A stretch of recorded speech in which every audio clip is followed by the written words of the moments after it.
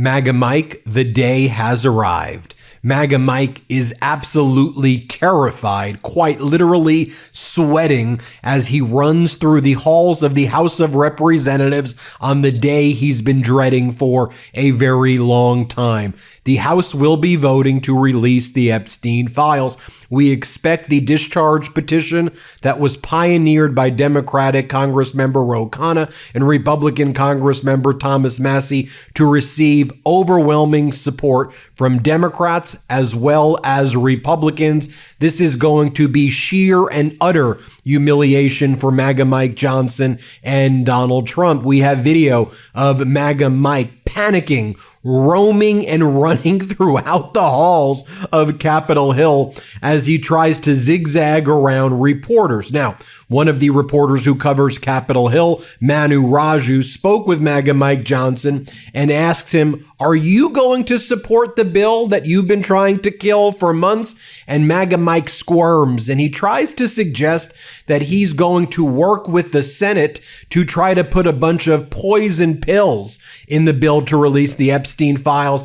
And he's using the idea of helping the victims to try to manipulate the process now in the Senate to kill this legislation. So I want you to watch for that. Watch what MAGA Mike says here. You'll see how nervous he is. Let's play this clip. Chair provision. I also believe it is an entirely moot point because, as you know, the Oversight Committee is doing all their deliberate work. So you talked to the president. Do you advise him to get behind it?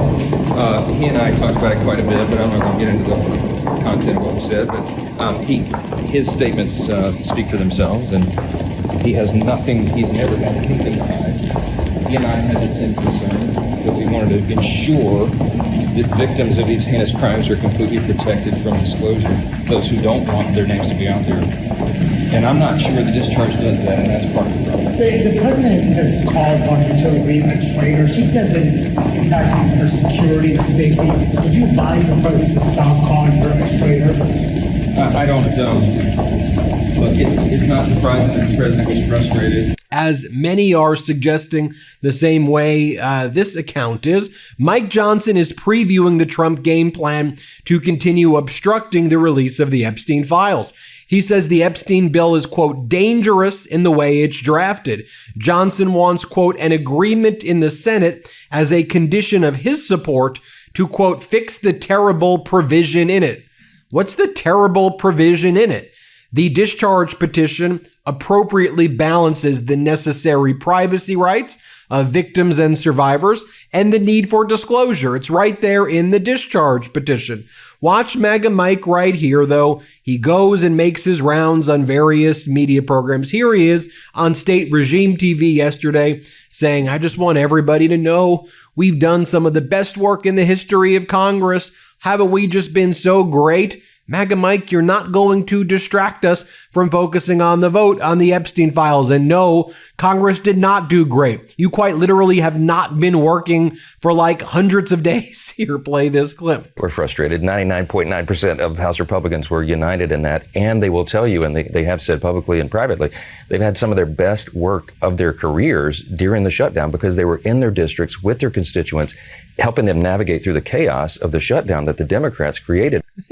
Could you believe this is what he's going with all day? This is how he's trying to distract from the vote on the Epstein files by like spiking the football that he and the MAGA Republicans in the House have been very productive. Here he is again. He went on some right-wing podcast called the Moon Griffin Show and a right-wing radio show.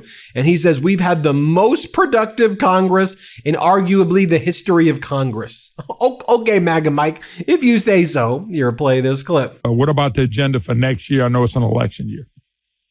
Yes, it is. And we've got so much to do. Look, we've had the most productive Congress and new administration, I think, arguably in the history of the Congress, certainly in the modern era. The first 10 months, I mean, think of it, sealed the border, fixing the crime crisis, reduced taxes, reduced regulations, largest tax cut in U.S. history, by the way, no tax on tips, overtime, reduced taxes on seniors, all those things. The president solving 8 wars around the globe. I mean, American energy dominance, all these things happening. But then MAGA Mike starts to talk about the Epstein files once again, and he goes, this is a political gambit this discharge petition.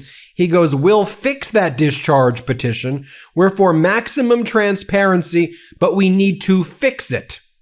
So what he's setting up here again is to try to work with the MAGA Republicans in the Senate to basically kill this bill before it gets on Donald Trump's desk.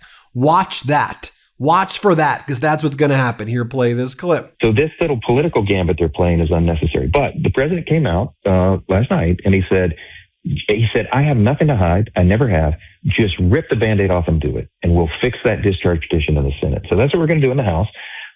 We're going to explain why we have been opposed to this method, but we're also going to say we are for maximum transparency. We always have been. And more than talking about it, we've been doing it. And then MAGA Mike starts talking about affordability. And he's like, really, people will start feeling affordability the first and second quarter of next year. That's when your time will be, next year. Even though Donald Trump said on day one, what he really meant is maybe 2026 or maybe 2027 or maybe 2028. And then we'll just blame the Democrats in 2028. Here, play this clip. Got to work on that cost of living. The affordability is the new word of the day, right? We have been working on it. When we passed our big, beautiful bill, the Working Families Tax Cut that you and I talked about, most of those provisions really take effect in January. So you heard the Treasury Secretary over the weekend, Scott Besson, out talking on the interview saying people will feel the positive effects of this in the first and second quarter of the year, well in time for that election that comes up for the midterm in November. And we planned all that and we knew it would happen. But we got a lot more to do. We got to bring down the cost of health care. So the end of the year is finished appropriations, National Defense Authorization Act, other must-pass legislation. And then the first part of next year, we'll be working every day to bring down the cost of healthcare and the cost of groceries. And we have the plans to do that. The Democrats are the ones that put us in this mess with all their spending like drunken sailors. We're getting out of it. It just takes a little time to do it. It's interesting, though, to see how the MAGA Republicans are trying to position this now. Trump's inner circle MAGAs in the House to try to pretend they care about releasing the Epstein files, which they don't, but then treating us like we're stupid as they try to kill the release of these files. So MAGA Mike Johnson then orders, it's actually Trump who did the order, but together they bring out James Comer, who runs the House Oversight Committee, obviously MAGA Republican through and through. And he's asked by Laura Ingraham, why not just release all of the files? Like, who cares? Just release it. That's her question. And he goes, they released what they could legally release already. I want you to remember that language. They released what they can legally release, right? Because that traces Donald Trump's post from the other day where he goes, the House should be able to receive what they are legally entitled to receive. That was Trump's quote. And remember what I was saying to you? That basically means not release the files. That's code for obstruct. Here, play this clip of James Comer. Here, play this clip. So why not just release the files? I mean, if there's nothing in there, who cares? Why not, for transparency's sake? And the administration, obviously players in the administration said they were going to be released. And then some were released, but not all of them. The president said, go ahead and release them. So just get it out there and have it done with. Well, that's what I've encouraged the White House to do, and they're working with us. They've released what they can legally release. There's grand jury testimony, and the Trump administration asked the judge to release that grand jury testimony, and the judge, who was an Obama appointee, rejected the Trump Department of Justice request to release the grand jury testimony. So a judge has to issue that. But look, I think the Trump administration is working with us a lot more than what the media is giving them credit for. But I've encouraged the president to disclose everything. I'm glad that he's gone ahead and put this issue tomorrow, this discharge petition, behind us. This is just a stunt by the Democrats and a few disgruntled Republicans. We're getting the documents, and as soon as we get them on the Oversight Committee, we're making them public. And I think that's what the president wants, and hopefully we'll get all the documents released and we can move on to the issues that the American people care about. But here is what Democratic Congressmember Ro Khanna and Republican Congressmember Thomas Massie have to say. These are two heroic individuals, frankly, who pushed forward the Epstein discharge petition against all odds, against Donald Trump's obstruction, against the MAGA Republican obstruction. Even they, though, are saying, look, the reason that Donald Trump is now pretending he supports the release of the Epstein files is he knew that he and MAGA Mike were going to get wiped out in this vote that's about to be taken. But they say, we're still very suspicious of what they're going to do in the Senate and what the DOJ is planning on doing by claiming that there's now an ongoing investigation into Democrats and now they're not going to release the files. But they do say, look, let's acknowledge that today's a big day where this Epstein file vote will receive overwhelming support. Here, play this clip. I appreciate both of you being with us. Congressman Massey, what do you make of the president's reversal? How do you see it?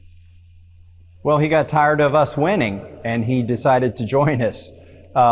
Look, they could have done this 4 months ago, and instead they fought us every bit of the way. Now they want to be on our side. We'll accept their support, but we're, a little bit suspicious of this sudden turn of events. So we'll keep an eye on things. We're worried that maybe they'll try to muck it up in the Senate. But I do think we're going to get a straight up or down vote tomorrow on the language that Ro Khanna and I introduced. And I think it's going to be a very big vote. I think we'll get at least a veto-proof majority. And Congressman Khanna, what do you think is behind the president's decision to change course? He can do math. I mean, Thomas Massey did a great job. We were working all weekend and had almost 100 Republicans who were going to vote for a bill in defiance of Donald Trump. This is Donald Trump calling in members to the Situation Room to try to get them off the petition, having members of the cabinet try to get them off the petition, threatening to unendorse members, as he did Thomas Massey and Marjorie Taylor Greene, to get them off the petition. But the survivors are going to be with us tomorrow. And here's what Democratic Congress member Jamie Raskin had to say about it. Let's play this clip. This is like a deadly serious issue for the survivors, for the victims of this massive offense. They want to know the truth. They have a right to truth and justice, as well as for others who haven't even come forward yet. This was a massive child sex abuse and trafficking ring, which was covered up originally by Alex Acosta, who later gets rewarded with an appointment to the Trump cabinet as Secretary of Labor, where Trump could keep a close eye on him. And the cover-up continued in the first Trump administration, and it continues to this very day. The same people who were pretending to call for immediate release of the whole Epstein file, like Kash Patel, like Pam Bondi, are now totally in league with Donald Trump in trying to suppress the truth. Now, it's also worth showing you last night what Democratic Congresswoman Jasmine Crockett, here's my friend Congresswoman Crockett, here's what she had to say. Play this clip. He full of shit. Because here's the thing. Number one, we know that he didn't even bring the House back in because he was trying to avoid us dealing with Epstein. In fact, he would not even swear in a duly elected, now new member of Congress, depriving and having to be sued by her state and others because they literally did not have any representation. He violated the Constitution to avoid this. So miss me on pretending that this is about the victim. They shut down the House in a time when Americans could not eat, all because they did not want to deal with the Epstein files. And he has called it a hoax. And now he's saying that, well, there's something to investigate. He is all over the place. The one thing that we know for sure is that he was sued not once, but at least twice by alleged child sex victims alongside Epstein. You tell me what other Democrat was named as a defendant alongside Epstein prior to all of this jazz ever happening. We're talking about 9 years ago. And now while all of that was going on, Donald Trump yesterday continued to call the Epstein files a hoax. And he said, I was never with him at all. The Democrats were with him. They were with him all the time. I wasn't at all. Anyway, here, play this clip. We've already given, I believe the number is 50,000 pages, 50,000 pages. And it's just a Russia hoax as it pertains to the Republicans. Now, I believe that some of the people that we mentioned are being looked at very seriously for their relationship to Jeffrey Epstein, but they were with him all the time. I wasn't at all. And we'll see what happens. What I just don't want Epstein to do is detract from the great success of the Republican Party. Okay, you weren't at all. Here's a video that we made on the MeidasTouch network that we call #PedoTrump. Here, play this clip. Charges that Jeffrey Epstein was running a sex trafficking ring in the early 2000s that included underage girls as young as 14 years old. Donald Trump in 2002 said of Epstein, he's a lot of fun to be with. It's even said that he likes beautiful women as much as I do, and many of them are on the younger side. He routinely spoke fawningly of Jeffrey. He admired Epstein's lifestyle. Your daughter, she's beautiful. Can I say this? A piece of it. She's actually always been very voluptuous. What does Tiffany have of Marlon's? She's got Marlon's legs. We don't know whether or not she's got this blood yet. You were playing tennis and you came off the court. Quote, look at that piece of I would love some of that. It so happened that Trump was referring to Cohen's then 15-year-old daughter, Samantha. I had the impression that he was interested in younger women and that, you know, women would age out for him. Miss Teen Universe? Yeah, that's like giving Jeffrey Dahmer a cooking show. I'll go backstage before a show, and everyone's getting dressed and ready and everything else. And I'm allowed to go in because I'm the owner of the pageant, and therefore I'm inspecting it. I standing there with no clue. Donald Trump is heard making questionable comments about a young girl. You're going up the escalator? I'm going to be dating her in 10 years. A lawsuit against the presumptive GOP nominee alleges he raped a girl when she was 13 years old. Prince Andrew answering questions for the first time about his friendship with convicted sex offender Jeffrey Epstein. I don't know Prince Andrew, but it's a tough story. Trump has been photographed with Prince Andrew as far back as the year 2000. Ghislaine Maxwell is accused of helping Epstein sexually abuse underage girls. I've met her numerous times over the years, especially since I lived in Palm Beach, and I guess they lived in Palm Beach. But I wish her well. You know about sexual predators and things like that. I mean, you are one. All right, I was going to say that, but it's true.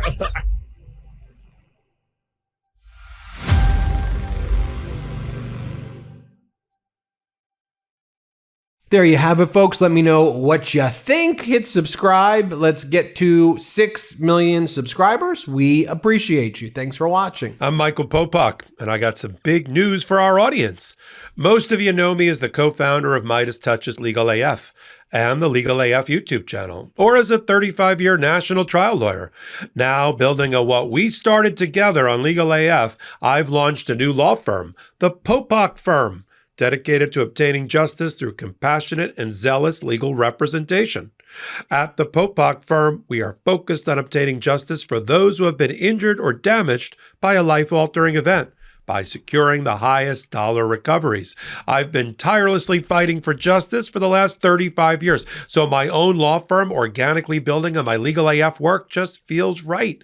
And I've handpicked a team of top-tier trial fighters and settlement experts throughout all 50 states known as big auto injury attorneys who have the know-how to beat heartless insurance companies, corporations, government entities, and their attorneys. Big Auto's attorneys working with my firm are rock stars in their respective states, and collectively responsible for billions of dollars in recoveries. So if you or a loved one have been on the wrong side of a catastrophic auto, motor vehicle, rideshare, or truck accident, suffered a personal injury, or been the victim of medical malpractice, employment harassment or discrimination, or suffered a violation of your civil and constitutional rights, then contact the Popak Firm today at 1-877-POPAK-AF or by visiting my website at www.thepopakfirm.com and fill out a free case evaluation form. And if we determine that you have a case and you sign with us, we don't get paid unless you do. The Popak Firm, fighting for your justice every step of the way.